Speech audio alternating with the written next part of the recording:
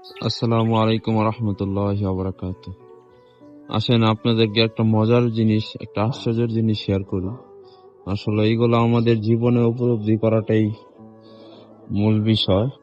এই যে দেখেন, পুরা ছাদের মধ্যে তার কোনো সঙ্গী নাই। ঢাকা শহরে সে একা। আশেপাশে তার কোনো আত্মীয় স্বজন নেই, তার কোনো সঙ্গী নেই, তার কোনো কথা বলার কেউ নাই। কিন্তু সে একা একা দাঁড়িয়ে আছে আল্লাহ তাআলার রহমতের আশায়, এবং আল্লাহ তাআলা তাকে খাবার দিতেছে, তাকে বাঁচিয়ে রাখছে, এবং সে আল্লাহর উপর ভরসা করেই কিন্তু আছে। তা আমাদের জীবনে যতই মুসিবত আসুক, যতই কষ্ট আসুক, আত্মীয় স্বজন আমাদের থেকে দূরে চলে যাক, বন্ধু বান্ধব আমাদেরকে কষ্ট দেখ, বা যে কোনো জিনিস নিয়ে আমরা দুশ্চিন্তাগ্রস্ত যদি হয়ে যাই, আমরা যদি কষ্ট পাই, তাহলে এই গাছের মতো যদি আমরা শক্ত মনোবল নিয়ে উপরের দিকে তাকিয়ে মহাজগতের সৃষ্টিকর্তা আমাদের রব, যিনি রহমান, রহমান শব্দের অর্থ হচ্ছে আমি কোনো কিছু আল্লাহর জন্য না করলেও কিন্তু তিনি আমাদের জন্য এক সেকেন্ডের জন্য তার রহমত থেকে বঞ্চিত করেন না। সেই জন্যই এত অন্যায়, এত অত্যাচার করেই পৃথিবীতে অসংখ্য কাফের মুশরিকরা এখনো নিঃশ্বাস নিতে পারছে আল্লাহ তাআলার রহমান নামের উসিলায়। তো আমরা যদি এই উপলব্ধি নিয়ে জীবনটাকে চলতে পারি, জীবনটাকে সাজাতে পারি আল্লাহ তাআলার উপর ভরসা করে, আসলে আল্লাহ তাআলা কাউকে নিরাশ করেন না। আপনি আমি আল্লাহ তাআলার উপর যে ধারণাই রাখবো, আল্লাহ তাআলা সেম জিনিসটাই আমাদের জন্য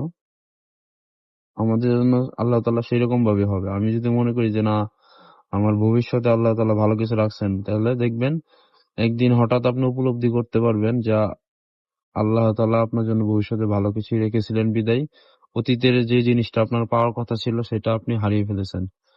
তো এগুলো নিয়ে দুশ্চিন্তা না করে আল্লাহ তাআলার ৫ ওয়াক্ত নামাজ পড়ুন, আল্লাহ তাআলার সাথে সম্পর্ক ভালো রাখুন, দুনিয়ার অন্য কোনো মানুষের সাথেও সম্পর্ক ভালো রাখার চেষ্টা করুন। যদি সম্পর্ক না থাকে, দেন এনাফ, আপনার চেষ্টা আপনি চালিয়ে যান। আর রবের সাথে, যে যে রব আপনাকে সৃষ্টি করেছেন, আপনাকে এত রহমত প্রদান করতেছেন প্রতিনিয়তে, প্রতি সেকেন্ডে, সেই রবের সাথে সম্পর্ক ভালো রাখার চেষ্টা করুন। আর একটা জিনিস লক্ষ্য করেন যে আমাদের জীবনের সাথে এটা অনেক মিল, যে আমরা আশেপাশে যতই বন্ধু বান্ধব থাকুক, ফ্যামিলি ব্যাকগ্রাউন্ড যতই ভালো থাকুক, অর্থনৈতিক অবস্থা যতই ভালো থাকুক, দিন শেষে সবার মধ্যেই একটা শূন্যতা কাজ করে, যে আমার জানি কি নাই কি নাই, ভালো লাগে না কোনো কিছু, অন্তরে প্রশান্তি নাই। তো আল্লাহ তাআলা পবিত্র কোরআনে বলেন যে আমি আমার সাথে সম্পর্ক রাখলে আমি তাদের অন্তরে প্রশান্তি দান করি। তার সাথে সম্পর্ক রাখার সবচেয়ে বড় মাধ্যম হচ্ছে নামাজ, সালাত। আল্লাহর সাথে ওই সালাত পড়লে, নামাজে আদায় করলে আমাদের মনে দেখবেন, যদি আমরা ৬ মাস নামাজ ছাইড়া দেই, হঠাৎ করে একদিন মসজিদে যাই, নামাজ পড়ার পর অন্তরে যে প্রশান্তিটা আমরা অনুভব করি সবাই, তো আমাদের মধ্যে এই জিনিসটা কমন। এই যে এই চারা গাছটা, আশেপাশে কেউ নাই, কথা বলার কেউ নাই, কিন্তু আমি তাকে দেখে আরো চমকাই গেলাম যে সে কিভাবে এত সুন্দর করে, আরো একবারে সুন্দর করে সে দাঁড়িয়ে আছে। তার মধ্যে দেখলে বোঝা যাবে না যে তার আশেপাশে কেউ নাই, সে একাই দাঁড়িয়ে আছে। তার একমাত্র কারণ, তারও কিন্তু একটা জীবন আছে। এবং আমরা হাদিস থেকে জানি যে সকল গাছপালা, যত বস্তু আছে, সবাই আল্লাহ তাআলার, সর্বরত আল্লাহ তাআলার দিন রাত জিকির করতেছে। এই একটি মাত্র কারণ যে সে প্রশান্তি পাচ্ছে রবের থেকে। দুনিয়ার সবাই মানুষ, সবাই যদি আমার থেকে চলে যায়, তারপর আমার একা থাকার কোনো কারণ দেখতেছি না আমি। আমার সাথে কে আছে? রব আছে। আর এই রব মনের মধ্যে শান্তি প্রশান্তি প্রদান করে নামাজের মাধ্যমে।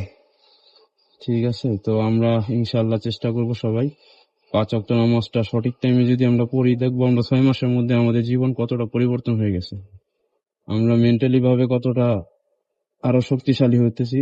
এটা যারা ৬ মাস বা নিয়মিত ৫ ওয়াক্ত নামাজ সময় মতো পড়ে, তারাই একমাত্র অনুধাবন করতে পারবে। আসসালামু আলাইকুম। সবাই ভালো থাকবেন, দোয়া রাখবেন আমার জন্য। আমার এই ছোট্ট প্রচেষ্টা যেন আল্লাহ তাআলা কবুল করে। আমিন।